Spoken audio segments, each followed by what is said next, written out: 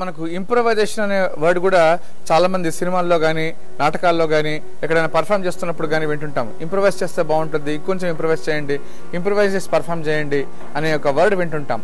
Improvisation అంటే స్పాంటేనిటీగా, ఎక్స్టెంపర్నెస్గా, దీన్నే మనం తెలుగులో సద్యోనటన అంటాం. అంటే ఆశువుగా, అంటే స్పాట్గా క్యారెక్టర్కి డైరెక్టర్ చెప్పకపోయినా, లేకపోతే డైరెక్టర్ ఊహిస్తున్నప్పుడు అతను రాసుకోకపోయినా, ఒక పర్ఫార్మెన్స్ని బయటికి రాబట్టేటప్పుడు అటు నటుడు కానీ దర్శకుడి వైపు నుండి కానీ స్పాంటేనిటీగా వితౌట్ ప్లానింగ్ తన విజువల్ రూపంలో వచ్చే విధానాన్ని, నటుడు తన డైలాగ్ డెలివరీ కానీ బాడీ లాంగ్వేజ్తో వచ్చే విధానాన్ని మనం ఇంప్రవైజేషన్ అంటాం. దీన్నే స్పాంటేనిటీ, ఎక్స్టెంపర్నెస్ యాక్టింగ్ అనొచ్చు.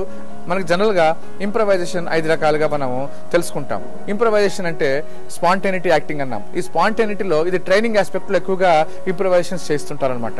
ఇంప్రవైజేషన్లో simple improvisation, group improvisation, guided improvisation, character improvisation, scene improvisation అని మనకు 5 రకాలుగా ఉంది.